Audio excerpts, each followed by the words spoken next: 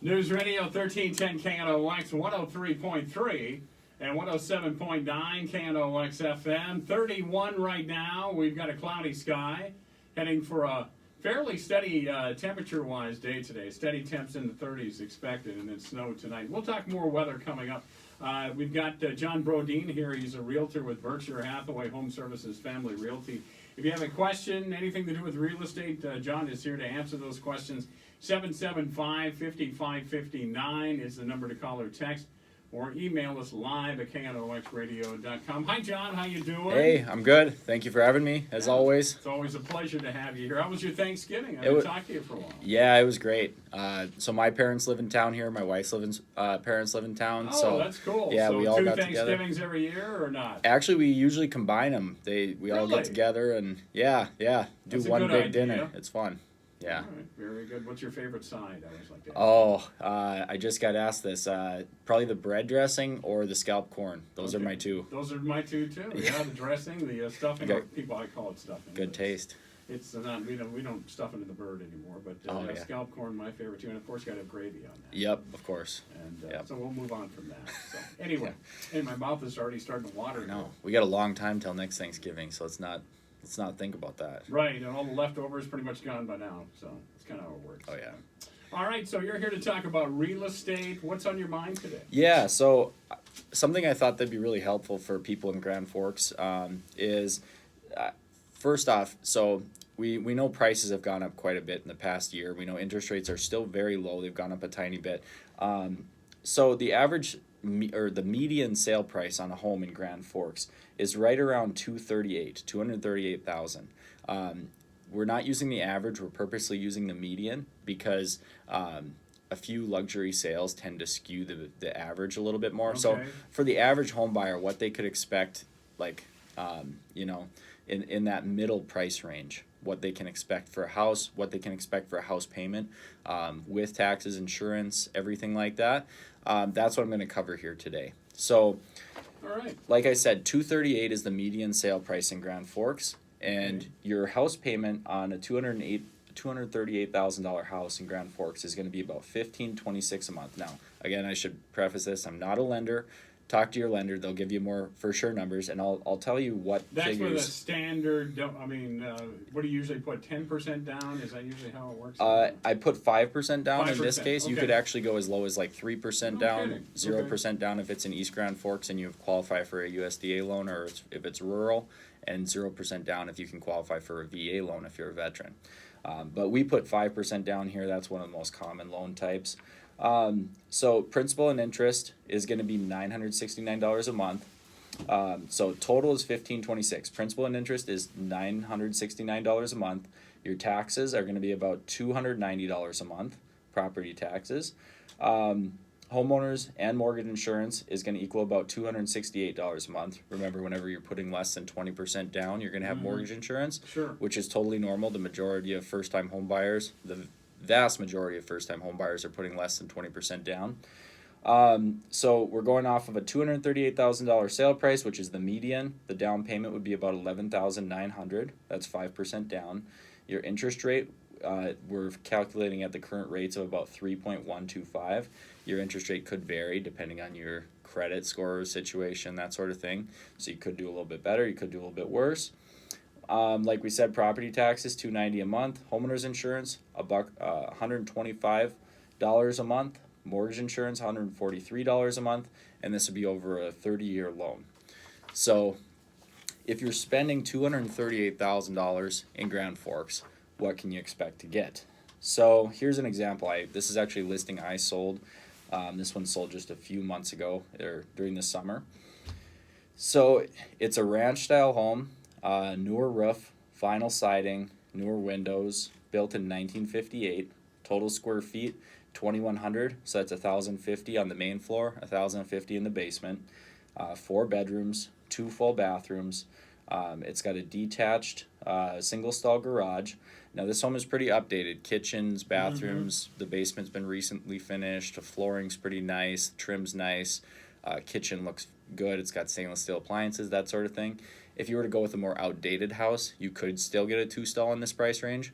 But the nicer single stall houses for these like 50s built ranches are now selling in this price range. Are these generally kind of in the north end of town, or is that not fair to say that? No, so you'll find some in the north end of town, and you'll also, like, for example, this one was pretty close to Viking Elementary, Okay. by like that corner where Grace Baptist Church is, just a couple blocks off of Cherry Street on 23rd Avenue Okay. South. Yeah, and this one sold very fast. It closed in 63 days, so it was. I think we gave an amount of time for all the offers to be in by, and then the contract to close period was about 45 days, roughly. But yeah, it's got a fully finished basement, 4-bed, 2-bath, single stall garage, nice and updated. All low maintenance material, so it's not like you're gonna need to redo the windows, need to redo the siding, need to redo the roof anytime soon, and it had a nice like fenced in yard. So that's about what a home buyer could expect to get in that median price range in Grand Forks. For $258,000. 238. 238. Yep, That's yep. the median price range. Sorry Yes. about that, so. The average is closer to what you just mentioned. Okay, Yeah. gotcha. but- All right, very good. Yeah. And are there a few homes like this available right now on the market or not? Yeah, there is. It's still really tight inventory. Inventory actually dropped off quite a bit in the past month. It's down to like 141 listings on the market. Very few new homes hit the market during November. It was like 177 listings on the market at the beginning of November when we checked. So it's down to 141. And houses, the activity is still strong. Like 54 homes went pending during November. So it was a strong month. The only sign that activity is slowing a little bit is we have this status on the MLS called active contingent upon home inspection. So before the homes go pending, they go active contingent on home inspection, and it usually takes about 2 weeks to clear the home inspection contingency. Okay. Once they do that, then they go pending. And the active contingent home inspection deals went down from 25 that are currently under that status to 17. So you can see that dropped off just a little bit. So what that tells me is fewer homes are going to go pending during December. But Okay. so that's really just all that gives you a snapshot of is activity in the past like 2 weeks. So Okay, very good. Is it generally the story in real estate, because, we're known for our winters around here, that after a certain date, maybe it's in November, maybe it's December, people are like, I'm just gonna wait until, maybe the spring to start looking again, or maybe late winter, because the process will take a few months, maybe if everything works out. Is that generally how things go every year or not? yes, people are still moving, but it's at a slower rate than during the spring and summer months. Things really start to pick up in late March, April, May. Those are the busiest months of the year. The slowest months of the year are going to be December and January. It's not the worst time of the year to buy a house though, because if you think about, in those winter months, it's pretty normal to see like maybe 40 some homes go pending, or even less if you look years past. Like 34 went pending in December of 2019, 42 went pending in December of 2020. So if fewer homes are going pending, if you're a buyer, there's less competition out there. So you might, a house that might have multiple offers on it if it were to list in April might not have multiple offers if it's on the market at that time. So you could get a little bit lucky.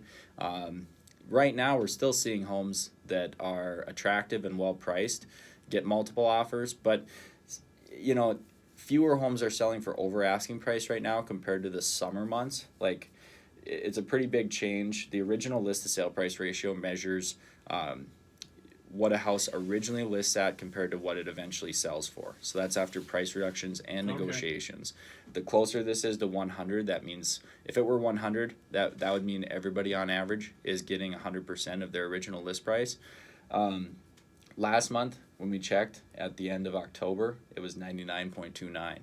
So keep in mind, those are homes that accepted offers 45 days before that. So we were getting, those are the homes that accepted offers kind of at the end of the summer. But this month it was 97.52. So it's dropped a little bit. That just shows that, this time of year, the balance between supply and demand, it doesn't favor buyers, but it favors buyers more than it does during the summer and spring. Right. Now, as far as the value of most homes in the area, most of them saw a tick up during this year. Yeah. Is that the trend that will continue next year, or is that hard to say, or do you think it'll just stabilize? It's hard to say. I probably think it will continue. You'd need a dramatic amount of inventory to hit the market in order for it to be a balanced or a buyer's market. Right now, we're so far into the territory of being a seller's market, even during these slowest months when that's the time of year when it's most likely to actually be a buyer's market, and it's still a dramatic seller's market. So you'd need a lot of inventory to hit. And you're talking about prices going up. So the median sale price in 2020 was $225,000 and some change, and now it's $238,000. So you can see the median sale price has gone up by about $12,000, and that's just counting all the sales in 2021 from January 1st until now, and then the whole year of 2020, the median was $225,000, $283,000.